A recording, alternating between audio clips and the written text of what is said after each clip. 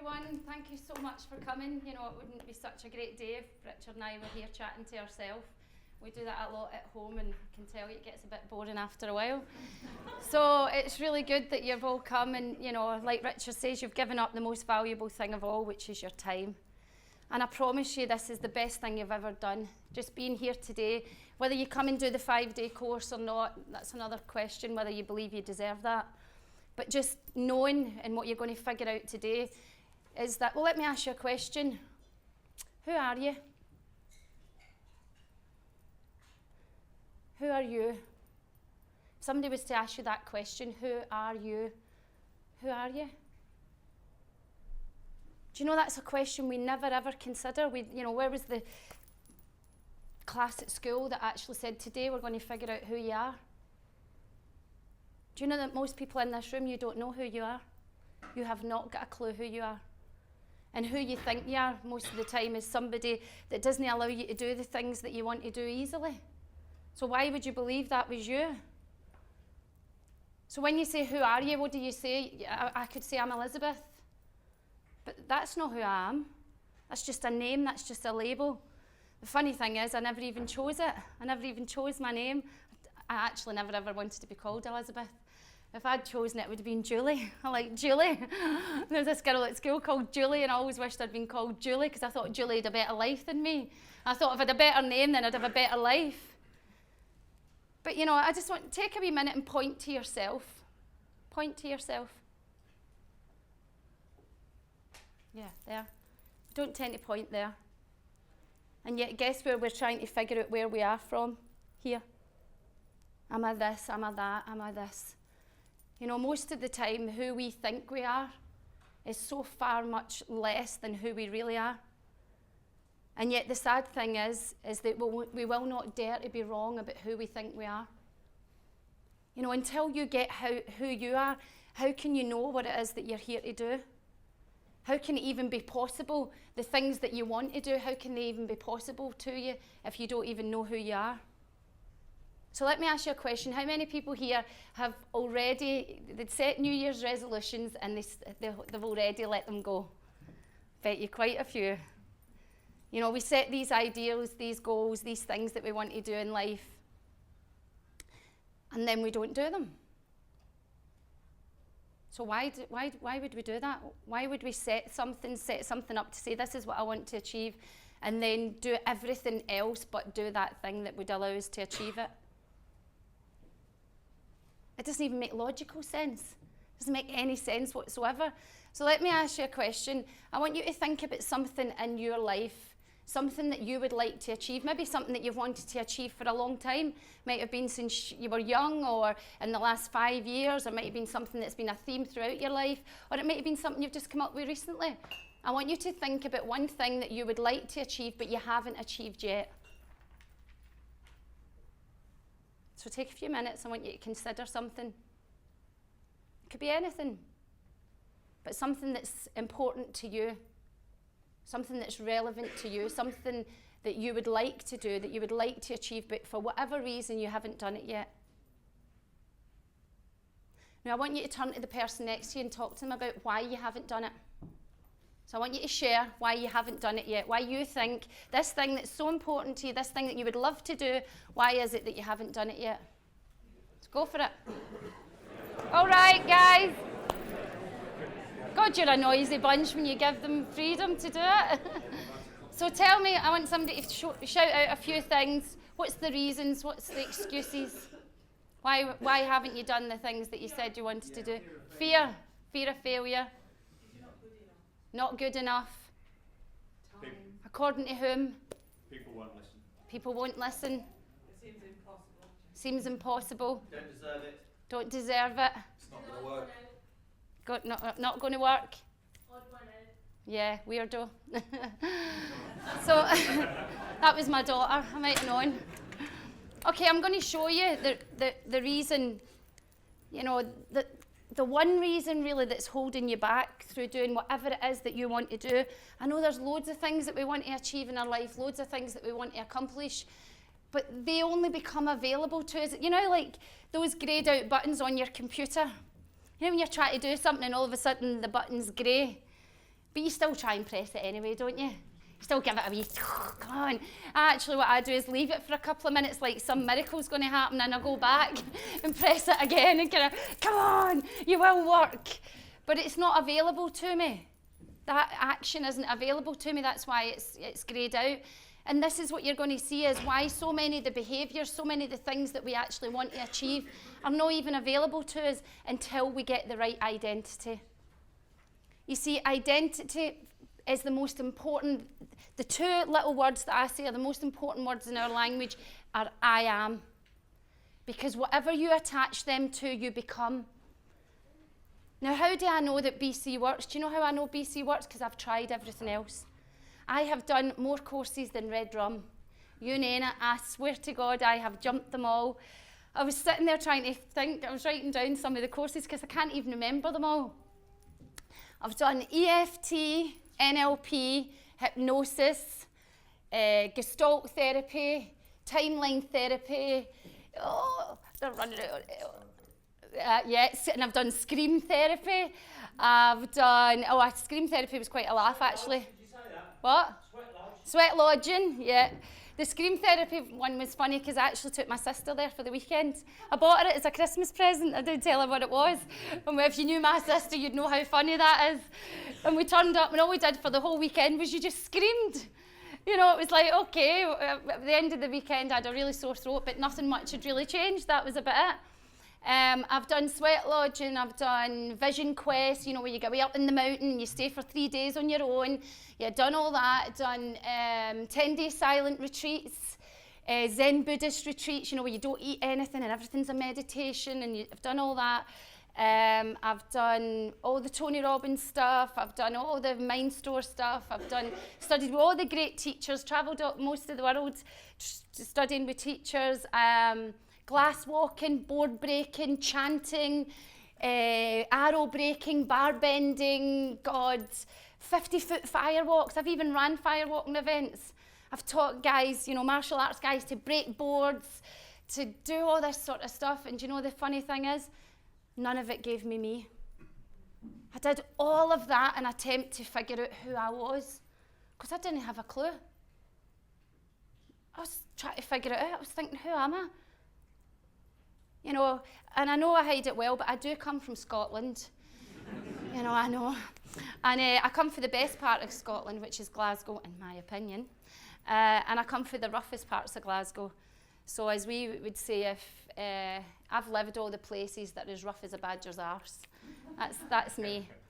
And so I was kind of going, so who am I? Am I this? Am I this environment? And I always had this feeling, always, you know, because of, past life regression therapy, did all that as well. Because of this past life regression, I've figured out about other lifetimes, and then I had this memory where I was 8.5 months and I'm in the womb. And do you know what's really funny? The feeling that I've got is anticipation. I can't wait to get here. And actually my mum said that I was born 2 weeks early because I was in a bit of a rush. And do you know why I was so eager? Because I thought it was going to be a fantastic adventure. I thought we were all going to be nice to each other. We were all going to be kind and loving and gentle and really encourage each other and really help each other to achieve all the things that we wanted to do. I suppose I thought we were going to be like a big family. And in BC, that's what we've got. And I never had that anywhere else. You know, by the age of 3, I'd given up in this world. I thought, oh, shit. I thought it's not meant to be like this. You know that bit where they say, you know, beam me up, Scotty, when, you know, they're in Star Trek and they're in a dangerous planet and they start to realise it's a bit dangerous and he says, beam me up, Scotty, you know, get me out of here. That's how I felt. And that was at 3. And do you know what amazed me? I had thoughts at 3 that I think some people don't even have at 53. Things I would be considering, like about, I didn't want to just have a life. I wanted to make a difference. I didn't just want to earn a living. I wanted to do something that made this place a much better place, not just for myself, but for every single person. Tom and I were talking about this last night. You know, do you really wish the best for people the same way you would for your brother or your sister? And we don't, because do you know why we don't? Because we feel that there's a sense of lack. And therefore, if they get it, then I might not get it. And so and where do we learn that? We learn that at school. Do you know that kids don't, you know, when they go to school, do you know what the main 2 things they learn? How to compare and how to compete.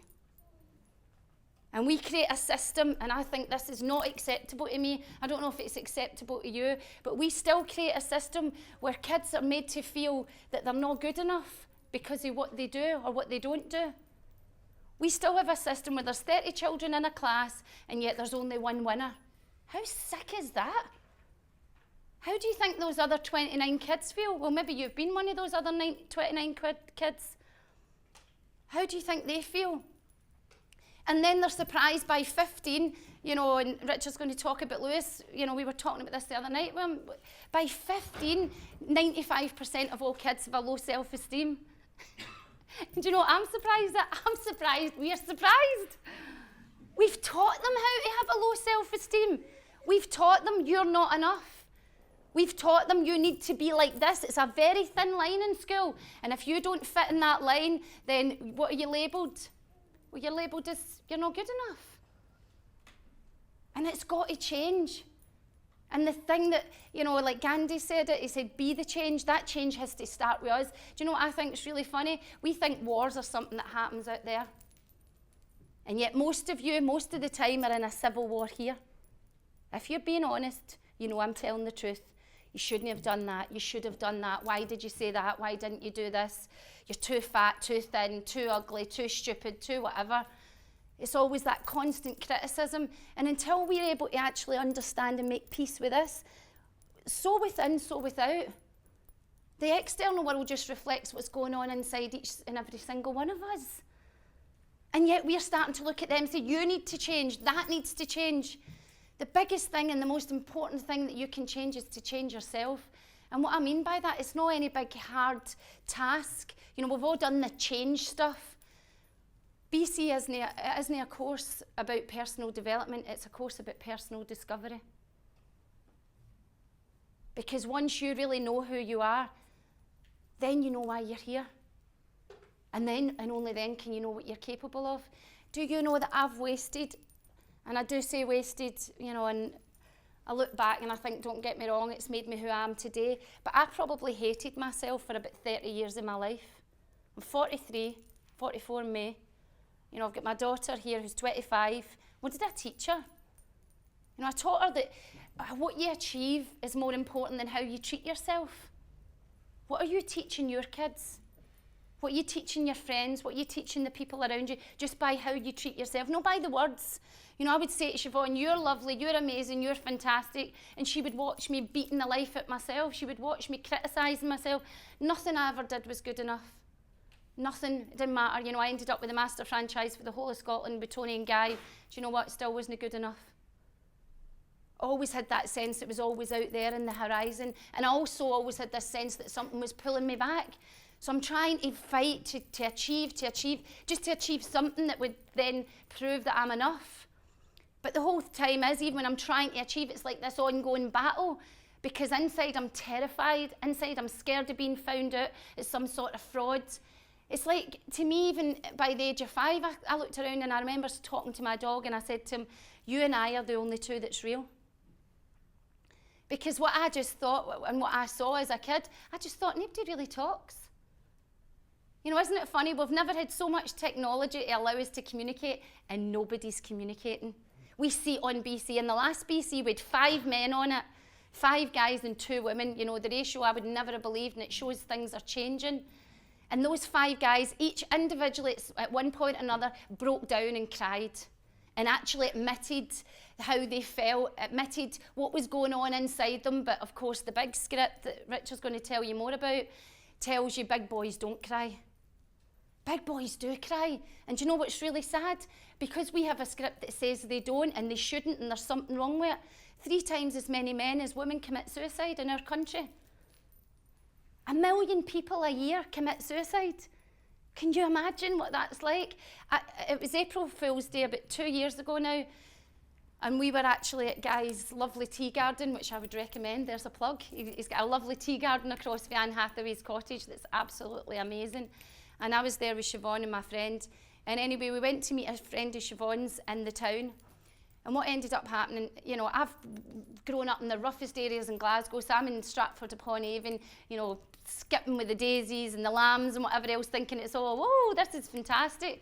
And I go into the town and parked my car in this multi-storey car park, and Siobhan and I were just walking away, and I kind of thought, oh shit, where did I park my car? Have you ever done that? We walk away and then you can't remember. I went, no, I've done it before, stop for a minute. So we happened to just stop for about 30 seconds, and it's just as well we did, because we started to walk on, and all of a sudden all we heard was this screaming. Now remember, it's April Fool's Day, so we actually think that it must be some sort of stunt or whatever. And there's actually a man flying through the air who lands just right in front of me, from about here to the end of the stage away from us. You know, if we hadn't stopped, that's where we would have been. So isn't it, you know, interesting? I got this little voice that said, you know, have a look for where you parked your car. But this man, his name was Trevor Pierce. He was 54 years of age. I found this all out afterwards because I was determined that his life would not be in vain. He had a voice in his head that he believed, because it was in his head, was him. And I actually said to him that it's much better that you jump off a car park roof than it is that you actually live. Can you imagine the choice there? What would you choose? Or jump off a car park roof or live? And jumping off a car park roof seemed much more appealing. And you know what breaks my heart? I know that if I could have got to speak to that man just 5 minutes before, I know I'd have been able to stop him. I absolutely 100% know I would have. But I wasn't there, and you know, Richard and I kind of get to everybody, and BC's about leadership, it really is, but it's also about you realising, okay, maybe that guy's voice was extreme, and you're sitting there thinking, because, you know, we tend to be the all right club. We don't mind if our life isn't great. We're all right as long as we're all right. You know, it's like I say to my clients, when I'm coaching them, I'll often say, I was lucky in a way. My life was so bad, I had to do something about it. But most people's life, it's not good enough, but it's not bad enough to do something about it. We're just okay. And we quite like that, the British, don't we? We're just doing okay. Don't be flashing, don't be showing off, don't be doing anything like that. Just everybody does okay. And before you know it, at the end of our life, we've all lived a mediocre life. And that's, you know, we're the most advanced species on the planet. And we think the most important thing is being able to pay our bills. You know, we're so busy just focused on surviving, keeping your head above the parapet like that we're not even thinking about visions and how to make the place a better place and how to actually touch people's lives. Do you know that in Scotland we can actually pinpoint the time that we lost our visionaries? And it was when we brought in formal education. Because all of a sudden the right brain people, the creative people who all thought big and had big ideas and were like, maybe we could do this, maybe we could try this. All of a sudden what happened, they all became, no, you just sit down and be quiet. And the left brain kicks in and it's all about planning, but how are you going to do it? Do you know that one word, when you start to consider or you start to dream, or you start to imagine being something or doing something in your life, do you know the word that takes the actual juice out of every single time? Somebody saying to you, but how? And you kind of go, oh, aye, right enough, how? I've not figured that out yet. Oh, well, don't tell us about dreams until you know how. But, you know, the how comes when the why is big enough. It's more about figuring out, why do you want to do it? Why are you here? What is it at the end of your life you want your life to have been about? Surely it's just not about paying the bills. But like I said, the one thing that actually prevents you from even opening up to all this possibility is the fact that you don't even know who you are. You don't even know who you are. Let me ask you a question. Does anybody speak to you the way you speak to yourself? Would you be friends with anyone who spoke to you and criticised you the way that you speak and criticise yourself? Do you know, I don't know the Bible, but there's a bit in the Bible that says, love thy neighbour as thyself. Could you imagine loving your neighbour the way you love yourself? Imagine chatting them up in the morning, looking a bit rough, aren't you? I made an arse of that, put on a few pounds, a bit podgy there. You know, you wouldn't have any neighbours. They would leave. You'd probably have an ASBO as well. So, you know, this love thy neighbour as thyself, God, the neighbours are lucky. We love them far better than we love ourselves. And you know what's sad? Most people will never know what you say to yourself inside yourself. See if we could actually see the bruises, the way you punch yourself. It's like punching yourself in the face every single minute, every single day. That total constant criticism. And the sad thing is, you think that's you. You believe that voice. Even though it hurts you. Even though it limits you, even though it holds you back, you still trust it. You still listen to it. You still let it decide what you can and can't do in your life. You know, if I listened to that voice, I wouldn't be here. I used to listen to it. It paralysed me for about 30 years of my life. Even when I did achieve something, it would always say, yeah, it was a fluke. It was lucky you got away with it. But if you tried to do it again, you wouldn't be able to do it now. So I always had that sense of, you know, you're going to get found out. Somebody's going to rumble you. Do you know what? I coach people who are in jobs, amazing, really responsible jobs, who are terrified that their boss finds out they're not very good at it.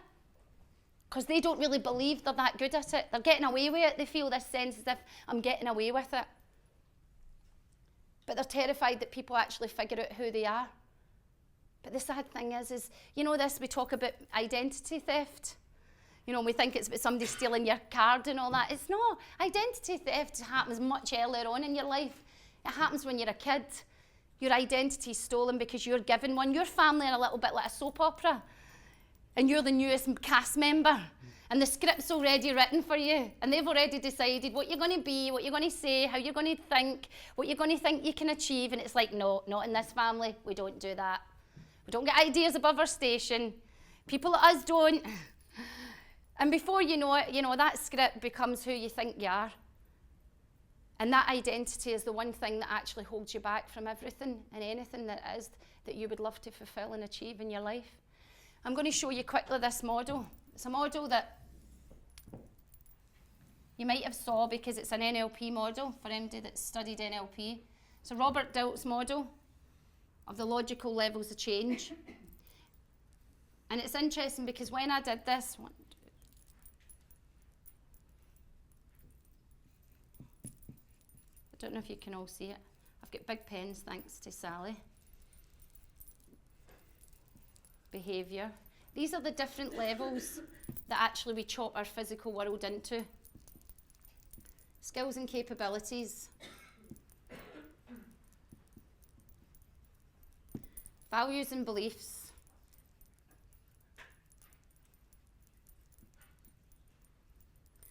Identity. And then consciousness is up here. So this model, basically how it works is it says, if you make a change, the higher the level, this is all the physical world. The higher that you make the change, the more it naturally cascades down like a waterfall and changes the ones below. But if you make a change at a lower level, it does nothing to change the ones above. Does that make sense? So when I was studying NLP and we were doing a lot on behaviours and we were doing a lot about changing values and beliefs, I tell you what, I've changed more beliefs than I've had hot dinners. They just keep popping up. It's like that bit at the fair, you know, when it pops up and you whack it, that wee game, and then you think, yes!